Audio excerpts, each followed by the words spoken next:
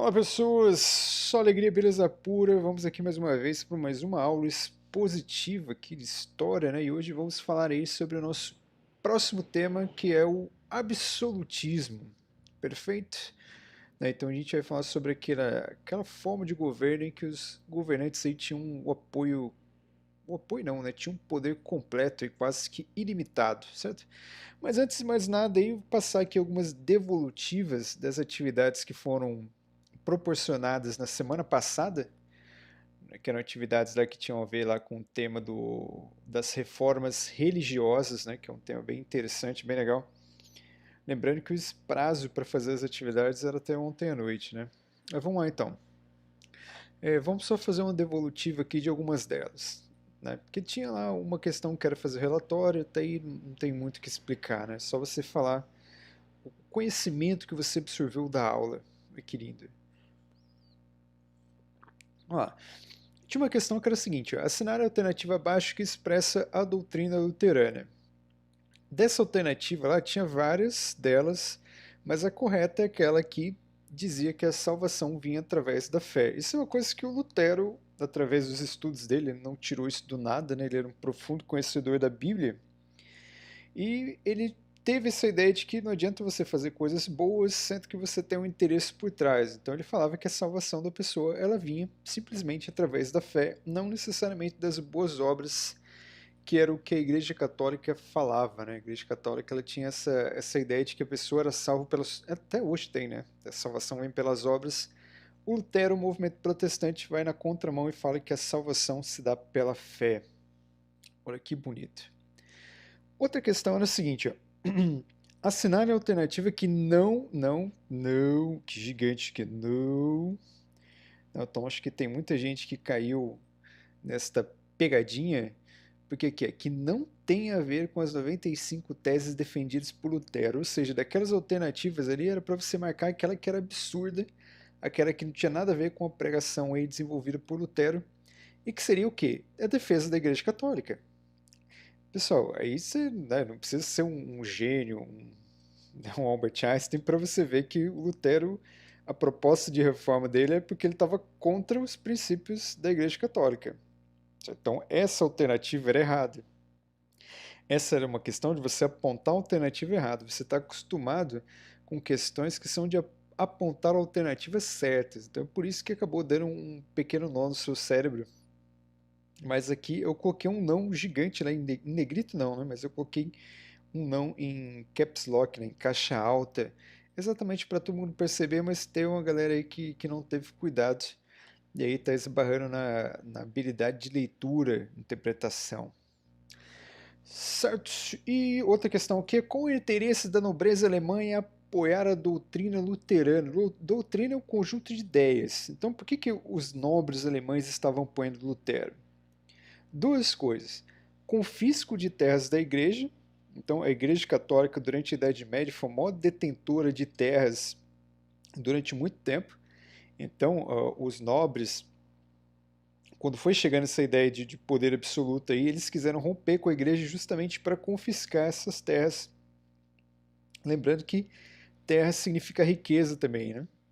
E sair da influência da Igreja Católica, que a gente viu que o Papa era uma figura extremamente chata e insuportável, que estava ali sempre em se intrometendo nas políticas internas dos reinos. Né? Então, os grandes príncipes, os grandes reis lá, eles queriam se livrar dessa interferência, então por isso eles acabaram aí rompendo com a Igreja Católica. Então, romper com a Igreja Católica era uma maneira de você se tornar protestante, você ainda continuaria sendo cristão, e você se livraria de todos os problemas que a Igreja Católica trazia naquele período. Que lindo.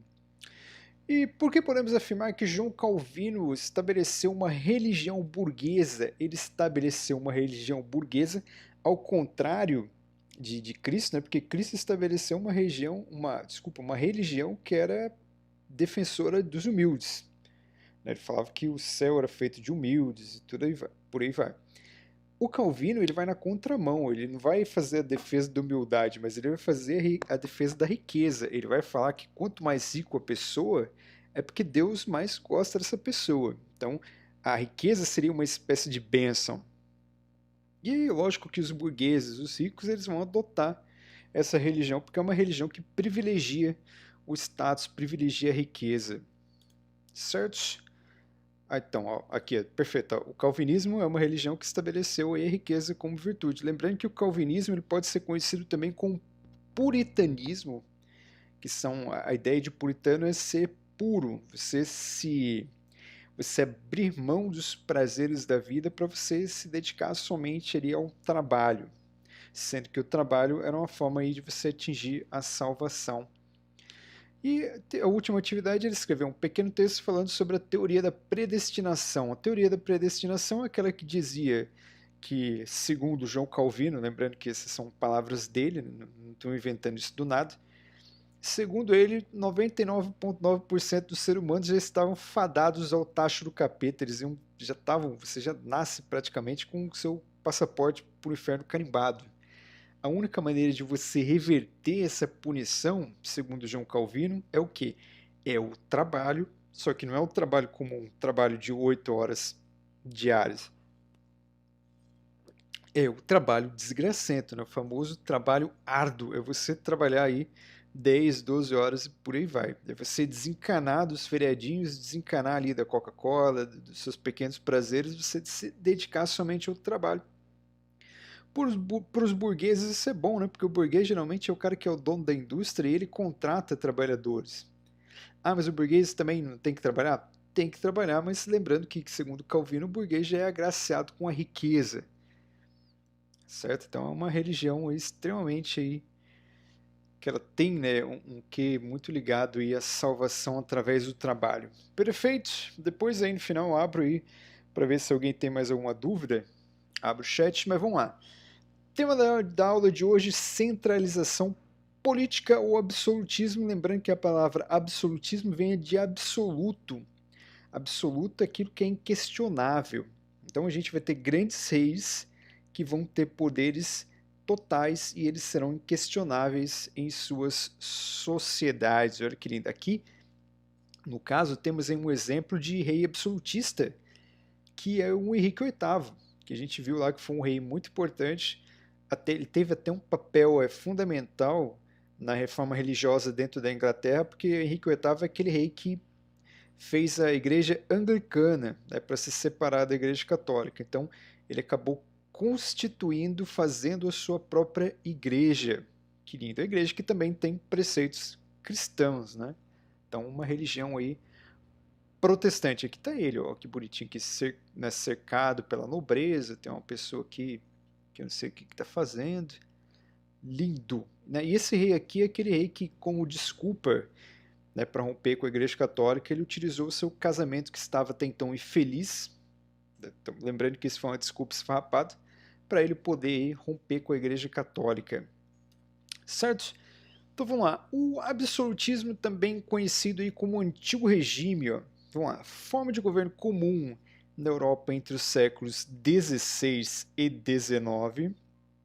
Então aí foi um regime que perpetuou aí por vários séculos o poder absoluto do rei sobre toda a nação, ou seja, o rei ele tinha o poder, ele não tinha limites no poder dele, então ele podia fazer basicamente qualquer coisa.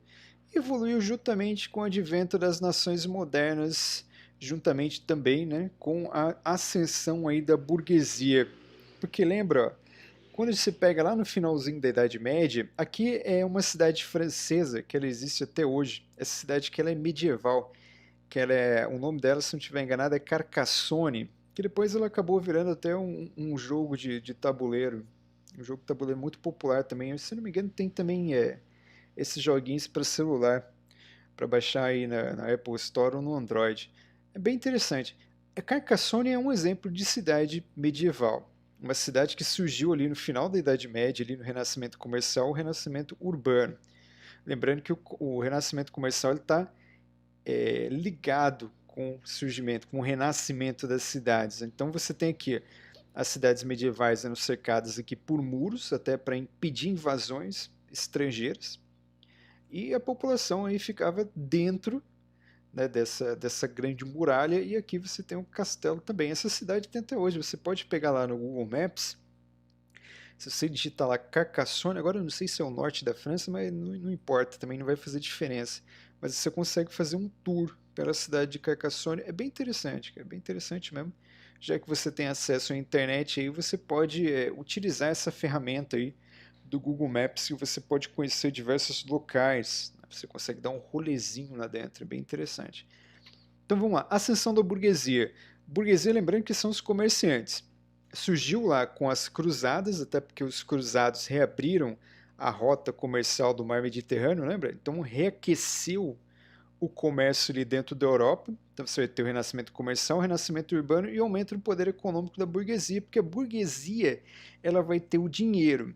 A burguesia, no final da Idade Média e início da Idade Moderna, ela vai ter o dinheiro, só que eles não, a burguesia não terá os privilégios que são da nobreza por nascimento. Então a burguesia não tinha acesso à terra, ela não tinha acesso a participar da corte ou da política de um reino. Então os burgueses é uma nova classe social que ela vai aparecer com muito dinheiro e aos pouquinhos eles vão ganhando espaço na sociedade até os dias de hoje. Né? Hoje você tem uma sociedade que é basicamente um modelo burguês, né? Onde o dinheiro fala mais. Né? Não é tanto o seu nascimento que faz a diferença hoje em dia, que te dá status, mas sim a questão financeira, o dinheiro. Né? Então tudo isso surgiu aí com a burguesia. Aqui, olha que imagem maravilhosa, temos aqui os Cavaleiros Cruzados, né? Que você lembra bem que os Cavaleiros Cruzados eram aqueles que foram lutar lá para libertar Jerusalém, que a gente sabe que também que foi uma desculpa esfarrapada, que eles estavam mais interessados em abrir rotas comerciais, e os católicos aí acabaram tomando um verdadeiro piau. Apesar de conseguir reaquecer o comércio, eles perderam essas batalhas. Então, a burguesia, para conseguir espaço na sociedade, nessa nova sociedade que ela estava se formando, ela apoiou o rei. Porque lembra, o rei medieval, ele era aquele rei fraco, era aquele rei que mandava somente no seu feudo. Né? Você lembra que você tinha um reino dividido em vários feudos, você tinha lá uma relação suzerano-vassalo. Então tudo isso vai prejudicar a economia dentro de um reino. Por quê? Porque cada feudo tinha sua moeda, cada feudo tinha a sua medida de peso. Né? Então, para a burguesia, para facilitar o comércio, era muito mais interessante você unificar e formar um grande reino. E para isso você precisava do rei. Até porque as terras, os feudos originais, eles todos pertenciam. Né? O rei ele foi o grande dono daquelas terras que acabou distribuindo pela relação suzerano-vassalo. Então a burguesia foi até o rei, financiou, o rei ele conseguiu fazer um exército mercenário, e com esse exército mercenário ele acabou aí tomando as terras da nobreza, constituindo aí os reinos. O que, que vai acontecer? A nobreza ela vai enfraquecer o nobre que tinha o poder da guerra, ele vai deixar de ter o poder da guerra, ele vai deixar de ser um grande guerreiro e ele vai passar a ser um parasita. Por que, que ele vai passar a ser um parasita? Porque o nobre ele não vai ser um guerreiro, mas ele vai prestigiar o rei. O rei ele vai se cercar de nobres, ele vai se cercar de servos. O servo ele não agrega glamour à corte real. Quem vai agregar esse glamour serão os nobres. Então, a nobreza vai se tornar parasita porque ela vai viver ali em função do dinheiro dos impostos cobrados pelo reino e a nobreza vai viver ali para apoiar todas as decisões políticas ali do rei. E o que, que a burguesia vai ganhar com isso? Ela vai ganhar com isso o direito de por exemplo, unificação de moedas, né, você acabar com as fronteiras, então tudo isso vai facilitar o comércio, eles vão ganhar mais dinheiro. Então vamos lá. Concentração dos poderes nas mãos do soberano que os utilizava sem prestar contas à sociedade. Isso é o absolutismo. O absolutismo é o rei ter o poder de fazer o que ele bem entender e ele não presta satisfação a ninguém. Isso é o contrário do que a gente tem hoje. Hoje você tem um presidente, mas você tem lá a Câmara, você tem a Câmara dos Deputados, você tem o Senado, você tem o STF. Hoje o poder ele é fragmentado para impedir o abuso do poder. Porque o absolutismo, você colocar todos os poderes na mão de uma pessoa só, você gera o abuso. Então é o que vai acontecer. Né? Muitas vezes esses reis vão perseguir e vão prender opositores. Certo? E aqui nós temos também mais uma vez aqui um rei. Olha que bonito aqui. A Igreja Católica também ela vai apoiar, né, esse poder absoluto dos reis.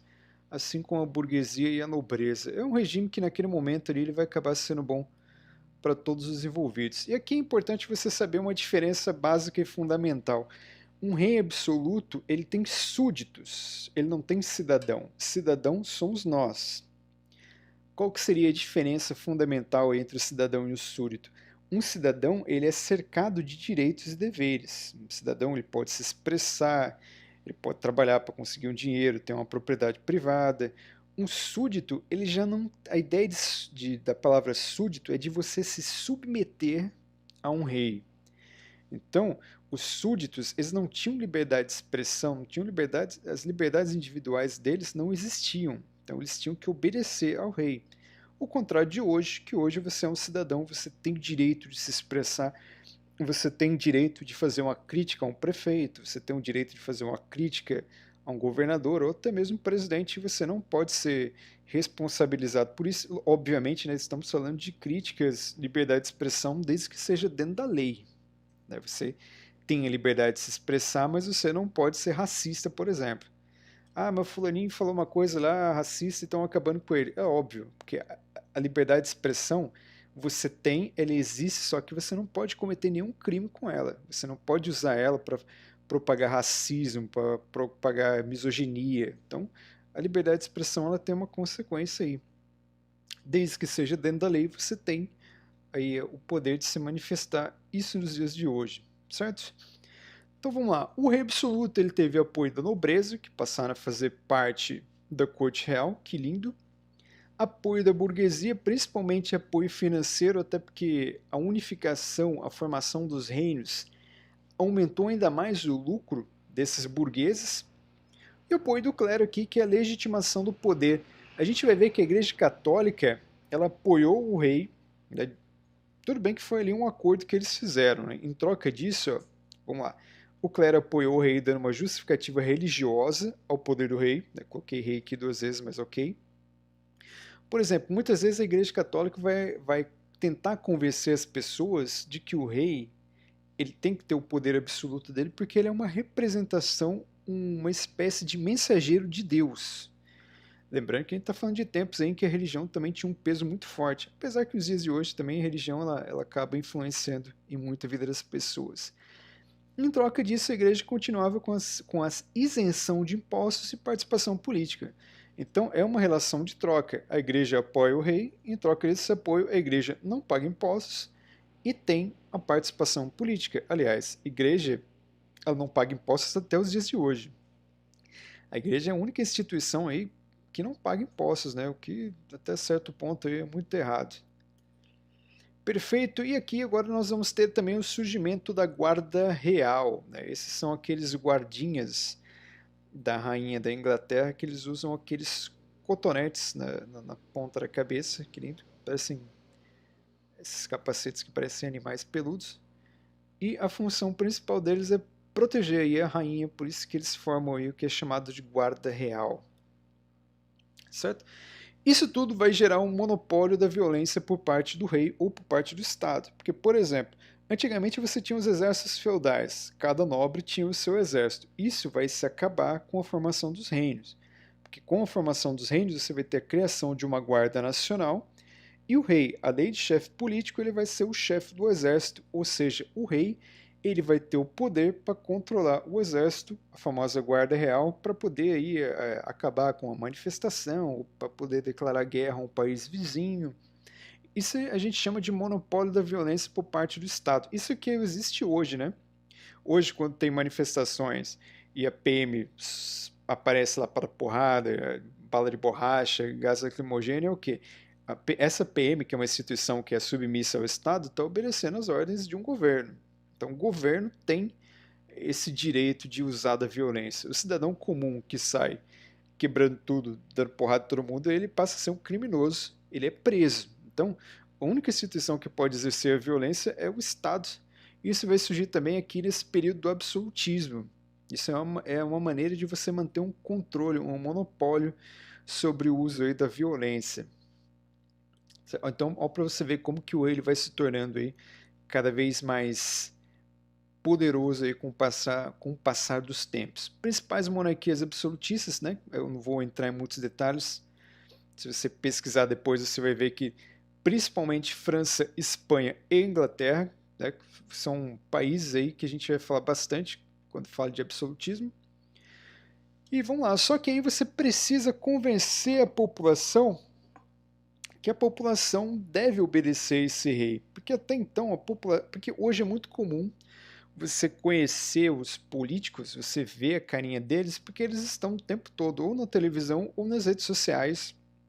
Então você consegue, você sabe qual que é a cara do presidente da República, do presidente da Câmara ou do governador do estado de São Paulo. Você está em contato com eles o tempo todo. Quando a gente fala de final da Idade Média e início de Idade Moderna, não tinha internet, não tinha redes sociais.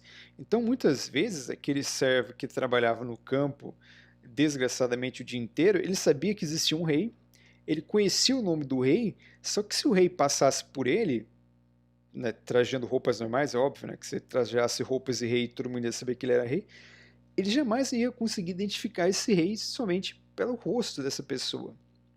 Né?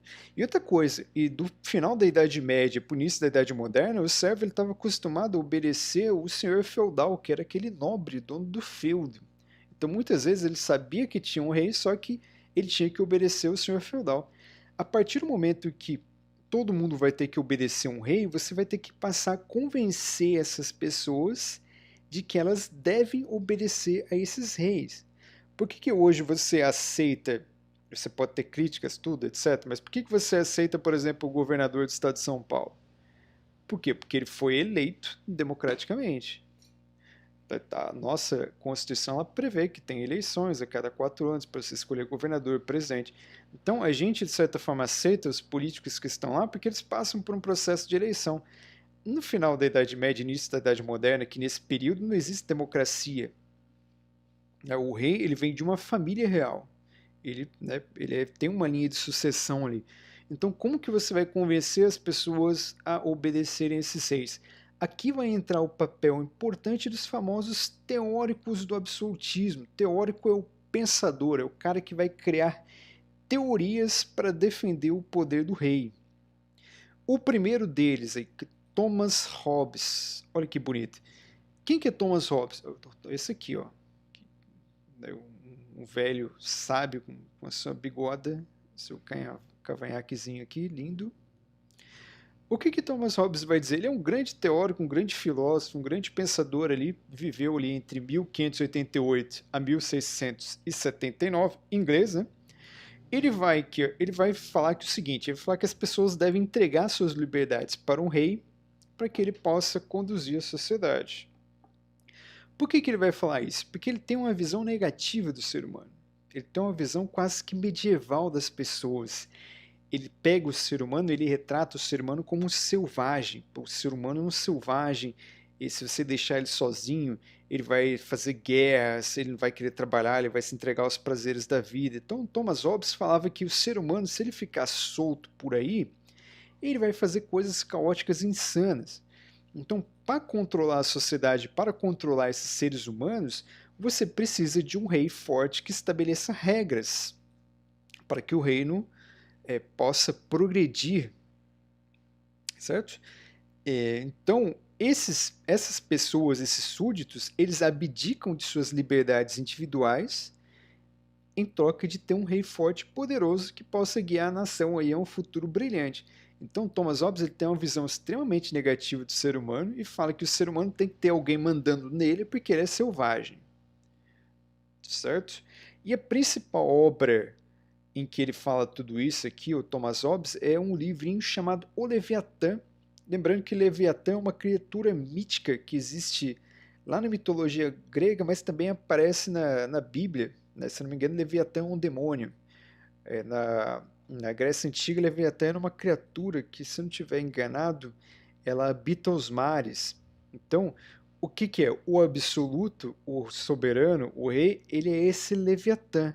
É tipo esse mal que tem que existir para controlar a vida das pessoas. Então é como se fosse um mal necessário.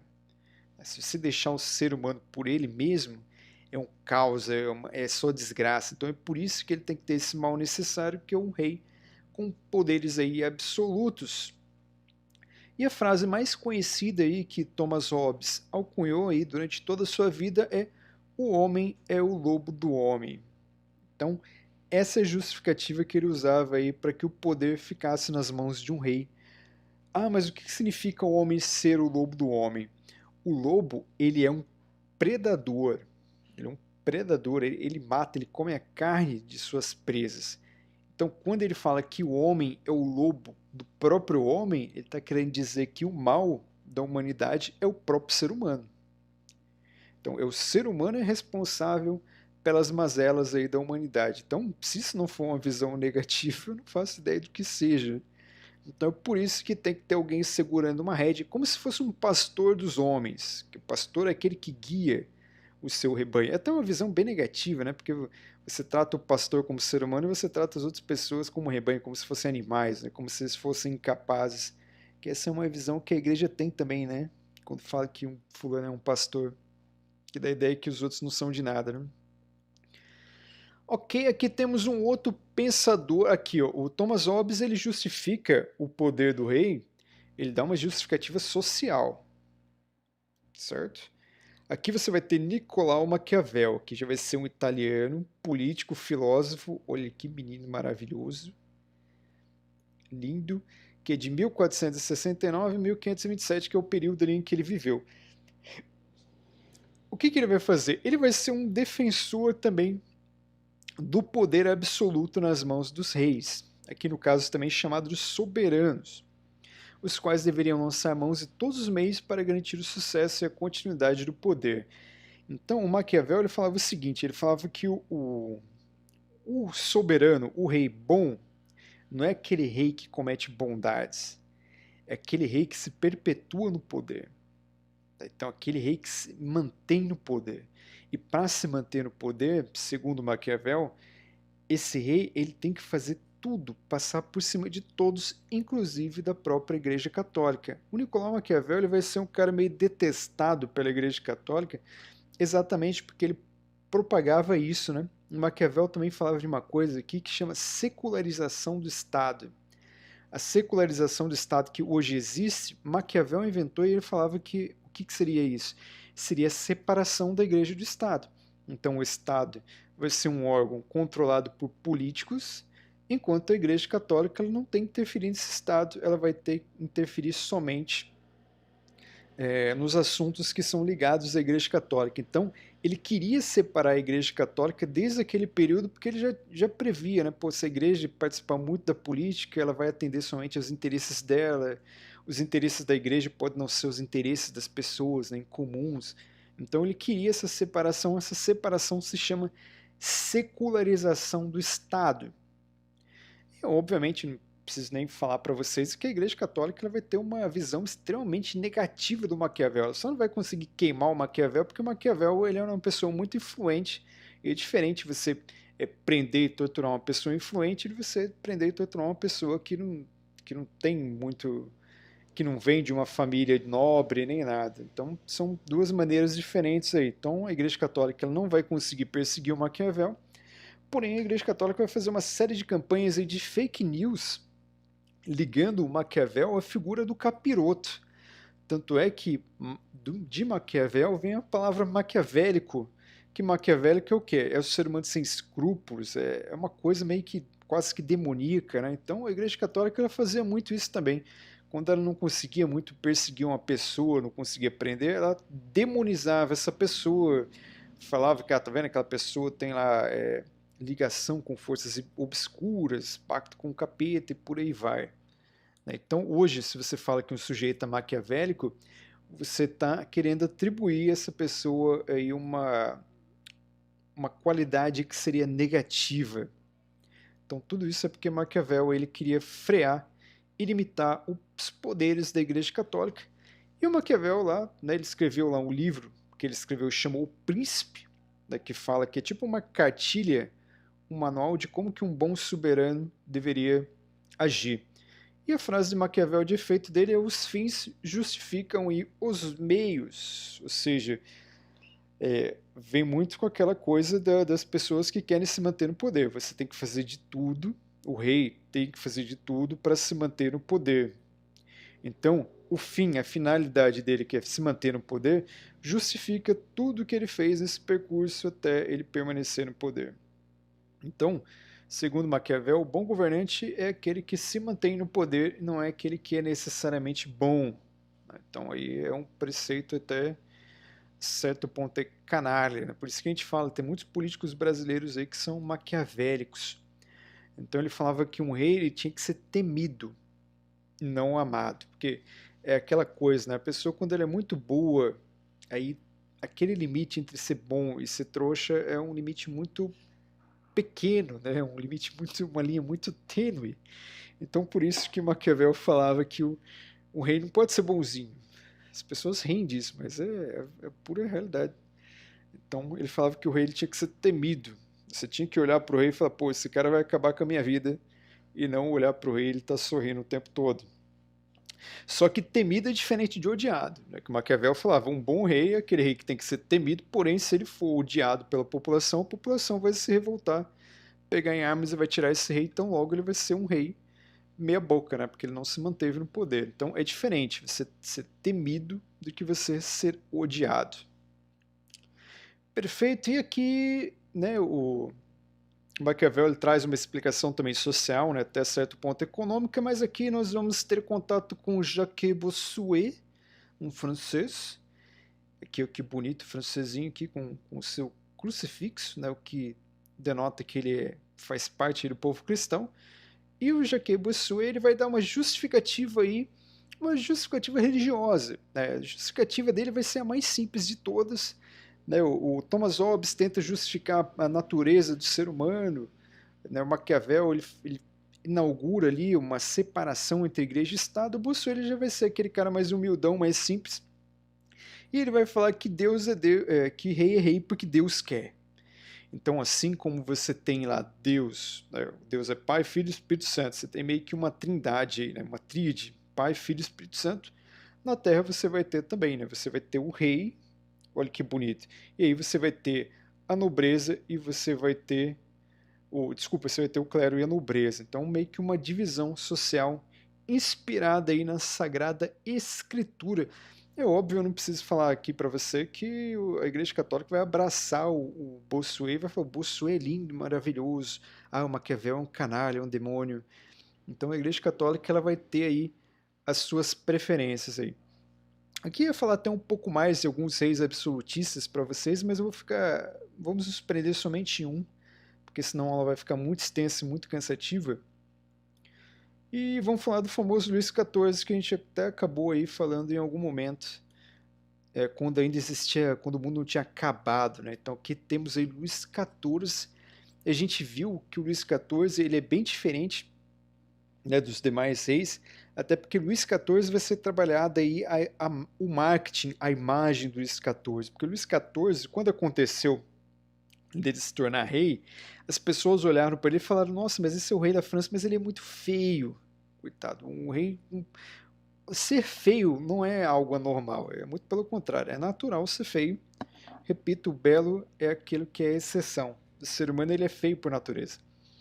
Então, só que assim, uma coisa é um servo ser feio, uma coisa é um nobre ser feio, outra coisa é o rei. O rei não pode ser feio.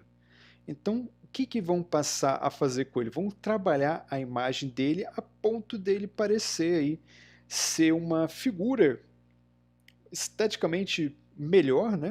Até porque um rei ele representa o país, né? Então ele tem que ser uma pessoa bela. Isso na cabeça das pessoas naquela época.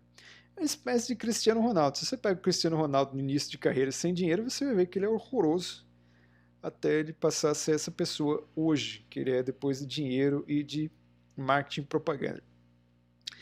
O Luís XIV, ele assumiu o trono com 4 anos de idade, 4 anos de idade, só que assim, não que ele assumiu o trono com 4 anos de idade, com 4 anos de idade ele já tinha condições de assumir o trono, só que por ser muito jovenzinho, e jovem faz bastante besteira, ele foi tutelado pela sua mãe e pelo primeiro-ministro, que é o Cardeal Mazarin, ou Cardeal. Cardeal é um cargo ligado à Igreja Católica, então você tem a Igreja Católica aqui muito próximo da política aqui da França. Aos 22 anos de idade, assumiu o trono com a morte do cardeal e extinguiu o cargo de primeiro-ministro, tornando-se um poder absoluto. Então ele acabou com o primeiro-ministro, ele falou, agora eu sou o rei dessa bagaça aqui, então eu vou ser o rei e eu vou ser o primeiro-ministro aqui da minha nação. E uma das coisas que ele fez para demonstrar o tamanho do poder dele, na verdade, o Palácio de Versalhes, que depois vai se tornar a sede da França, ele já existia. O Palácio de Versalhes, antes de Luís XIV, era como posso dizer, era como se fosse uma casa de campo, uma casa de veraneio, que você vai lá nos finais de semana, tipo como se fosse uma casa de praia. As pessoas que têm casa de praia geralmente aproveitam o feriado, agora não, né? Porque agora a gente está no período de pandemia, mas elas vão lá para se distrair, fazer uma festa, sei lá, assar uma carne. O Palácio de Versalhes ele era isso, né? Ele era uma residência já que pertencia à família real, porém era uma casa, tipo uma chácara que ficava nos arredores de Paris, não ficava nem dentro de Paris, né? Ficava nas regiões próximas ali. Uma casa rural, tipo uma chácara. E ele vai fazer o quê? Ele vai pegar e vai transferir a sede do governo francês de Paris para Versalhes. Então, e ele vai fazer o quê? Ele vai falar, pô, eu que sou um rei absoluto, um rei poderoso, eu preciso morar em uma construção, em um palácio que seja digno da minha pessoa. Então, ele promoveu uma verdadeira reforma no Palácio de Versalhes, e tanto é que depois ele acabou levando a corte para morar no Palácio de Versalhes também. Você pode estar pensando, pô, mas é muita gente para morar num lugar só. Não, o lugar ele é absurdo. Então ele acabou sendo moradia de 60 mil pessoas, com 1,9 mil quartos e o primeiro banheiro interno da história. Então tinha quase 2 mil quartos. Deixa eu só ver se eu tenho um número correto aqui. Isso mesmo. Perfeito, não está errado não.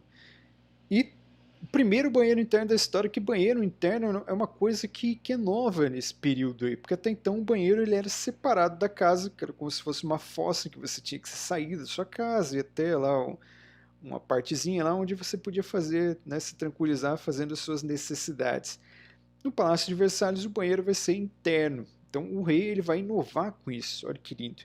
E o trabalho da imagem do Palácio de Versalhes, a ideia era demonstrar o poder de Luís XIV. O Luís XIV, que aliás, ele se coloca como Rei Sol. A pessoa que se auto-intitula Sol, lembrando que a gente está falando de um período que o conhecimento do universo ele se restringia somente ali ao sistema solar. Então, se você pega a teoria do Copérnico, que já estava sendo bem aceita nessa época, que falava que o Sol era o centro de tudo, quando o rei fala que ele é o Sol, ele está querendo dizer o quê? Ele está querendo dizer que ele é o bichão mesmo, ele manda em tudo, tudo orbita ao redor dele. Quando ele fala o Estado sou eu, apesar de ter muito político brasileiro que fala que a Constituição sou eu, isso vem lá de Luís XIV, que é o rei absolutista. Ele fala, o Estado sou eu, ou seja, eu sou a França. Os franceses não sabem o que é bom para a França, eu sei o que é bom para a França, olha. Então, para você ver como que ele é uma pessoa extremamente humilde. O Luís XIV também era conhecido por organizar baladinhas, festinhas, que na época não tinha como fazer live, mas certamente ele faria live no Instagram fácil, né, igual esses blogueirinhos que tem por aí. E o gasto excessivo dele em luxo e guerras, né, principalmente guerras contra a Espanha, Holanda, Áustria e Luxemburgo, deixaram uma grave crise econômica para seus sucessores, e essa crise econômica é um dos motivos da Revolução Francesa e da queda de Luís XVI, que vai aparecer bem depois dele. Né? Então todo o gasto nessa vida louca, boêmia, construção de palácio, festinha, etc., tudo isso vai estourar lá na frente com uma crise econômica que a França vai ter um trabalho para se livrar dela. Este é o Palácio de Versalhes. Olha. Isso aqui é o Palácio de Versalhes. Depois eu vou, se eu conseguir um tempo aqui, depois que eu parar de corrigir as atividades, eu vou ver se eu faço um vídeo, porque no Google Maps dá para você fazer um tour dentro do Palácio de Versalhes. Então você consegue adentrar aqui os corredores, você vai ver que tem várias figuras, várias imagens, várias pinturas que fazem alusão, né, à história francesa. Você tem os famosos jardins. Olha que bonito. Uma casa bem humilde, né? Coitado. Aqui já é você vê na distância, já que aqui você tem, né, um lago, né? Eu não sei se é um lago ou se é um rio agora, acho que é um lago mesmo. E aqui, obviamente, você tem pessoas aqui, porque hoje o Palácio de Versalhes ele tem essa abertura meio que turística, né? Então você pode ir lá também. Hoje não, óbvio, devido à pandemia, né?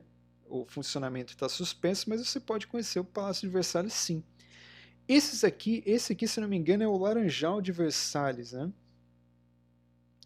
Deixa eu só confirmar aqui.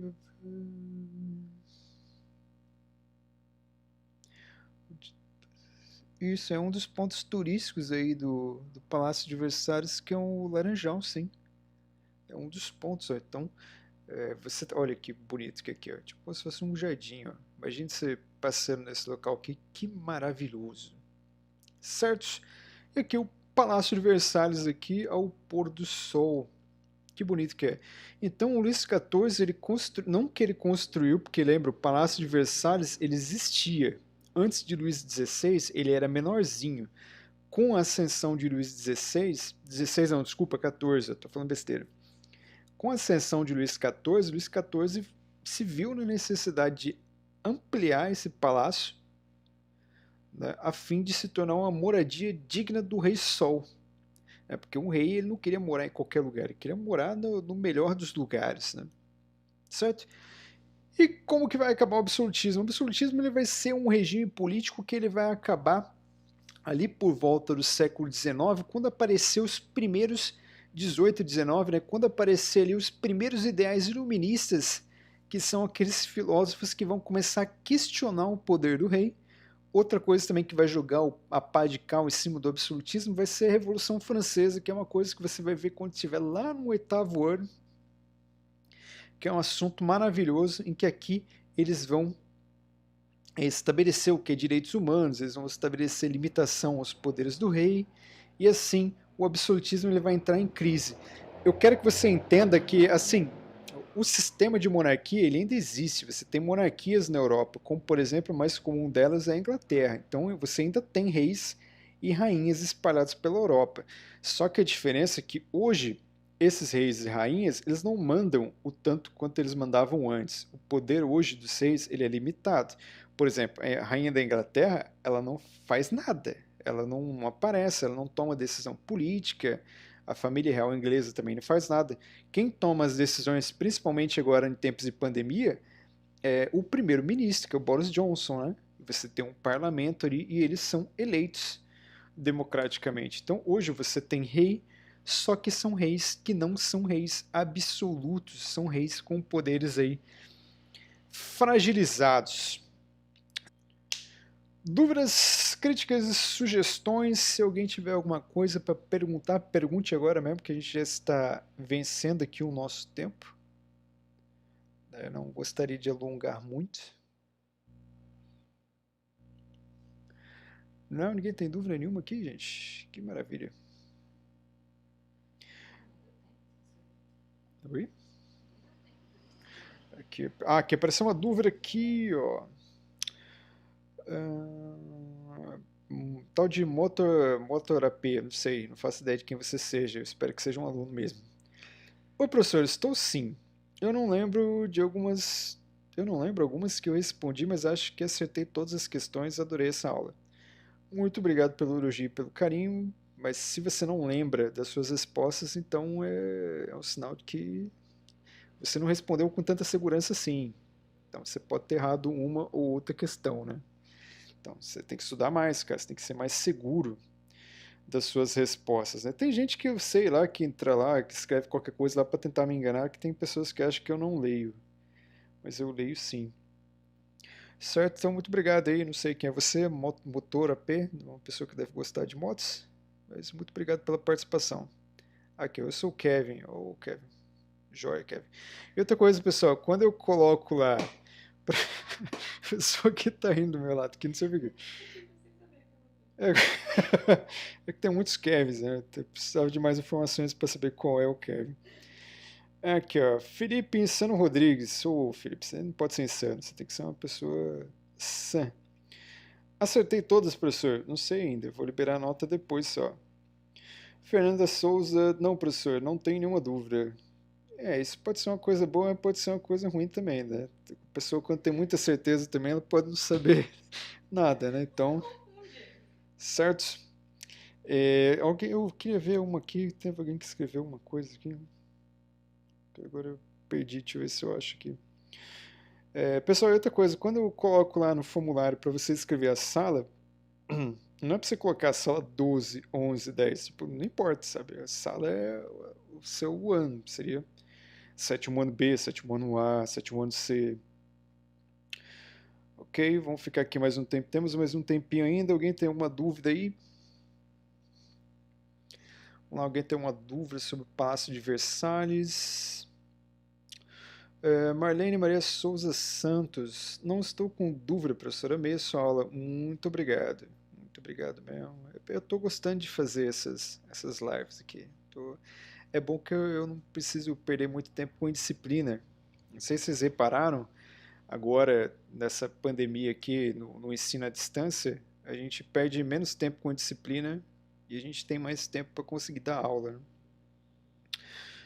Felipe Insano Rodrigues não ligou a webcam hoje por quê? Eu não liguei a webcam hoje porque são 60 dias de isolamento social e eu estou parecendo um mendigo na minha própria casa. Então, esteticamente, não estou apresentável.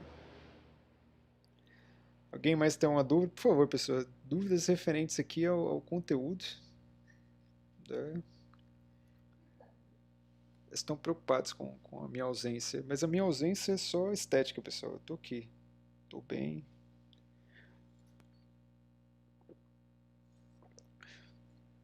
Se tudo der certo aí, pessoal, eu vou mais pra frente aí, vou fazer uma live aí pra gente descontrair aí, vou, sei lá, de repente eu jogo até um joguinho aí pra fazer uma coisa leve pra compensar aí essas nossas lives aí tensas. Vou jogar um joguinho histórico aqui, vou ver o dia ainda, mas tem um joguinho histórico sim que chama Valiant Hearts, eu acho, da Primeira Guerra Mundial, ou então um de terror, que eu gosto de jogar terror. Terror não é histórico, mas tem histórias legais. Certo, tem uma pessoa aqui ao meu lado fazendo críticas. Alguma dúvida então aqui? Posso bater? Ah, peraí, vamos lá aqui, o motor AP, não, que é o Kevin, né? Quando Luís XIV morreu, deixou o legado ao Luís XVI, além da crise, e o que fez com que ele deixasse o trono? Opa, uma boa pergunta. O Luís XIV ele morreu. Ele morreu, que é uma coisa aí que acontece aí com as pessoas quando elas ficam muito velhas. O Luís XIV, o Luís XVI, desculpa, ele não vai ser o cara que vai suceder. Vai ter um Luís antes do Luís XVI, que é o Luís XV. Ou seja, você vai ter uma escadinha aí, né? Luís XIV, XV e XVI. E o Luís XVI ele vai sofrer a crise econômica provocada pelo Luís XIV, sim. Só que, e pelo Luís XV também, né? O Luís XV também ele vai extrapolar muito os gastos da Câmara, né? Da corte da França. Só que o Luís XVI ele vai ser um cara também que ele vai sofrer uma crise econômica, mas ele vai ser um cara canalha também. O Luís XVI é um cara que ele vai entrar em guerras contra a Inglaterra, ele vai entrar depois, quando chegar a hora certa, a gente vai falar mais a fundo disso. Mas ele vai promover uma série de guerras, ele vai repreender as manifestações sociais. Então, o Luís XVI ele foi canalha também. Então, ele também conseguiu contribuir aí por essa crise da França e ele vai acabar caindo. É ele que vai. Existem apenas Luís XVI no poder? Como assim, apenas 16 Luís no poder? Não entendi, cara. Ah, não sei que dúvida, esse só teve 16 Luíses como reis? Cara, eu não sei responder a sua pergunta não, cara. Não sei dizer não, mas eu acho que é um nome simbólico, tipo que nem o Papa... Você tinha lá o Papa Bento XVI, sabe? Então o sucessor dele não foi o Papa Bento XV. Então algumas pessoas elas têm esses nomes aí que... Eu não sei responder essa sua pergunta não, muito mais interessante. Vou estudar aí melhor para responder na próxima aula. Mas foi uma bela dúvida. SSPT que tinha sido 15, não. Certo, então acho que já deu, né? A gente está quase chegando aí a uma hora. Então, agradeço a atenção de vocês. Espero que vocês fiquem todos bem aí em casa, de preferência, né? Aproveitar esse feriado aí, mas fiquem em casa. feriado. A gente não sabe se vai ter feriado segunda, né? Mas vamos esperar aí pra ver. Ó, sexta-feira. Então, segunda-feira vai ser feriado, feriado estadual, né? Eles anteciparam o feriado agora que eu não sei qual que é. Só que amanhã é aula normal. Amanhã vai ser feriado só na cidade de São Paulo. Vocês, como são da cidade de Arujá e eu da cidade de Santa Isabel, vamos trabalhar normalmente, certo? Santa Isabel é feriado? Santa Isabel é feriado. Não sei como é que fica a minha situação agora. Mas ok. Então fica um abraço aí, pessoas. Muito obrigado aí pela atenção aí e até a próxima.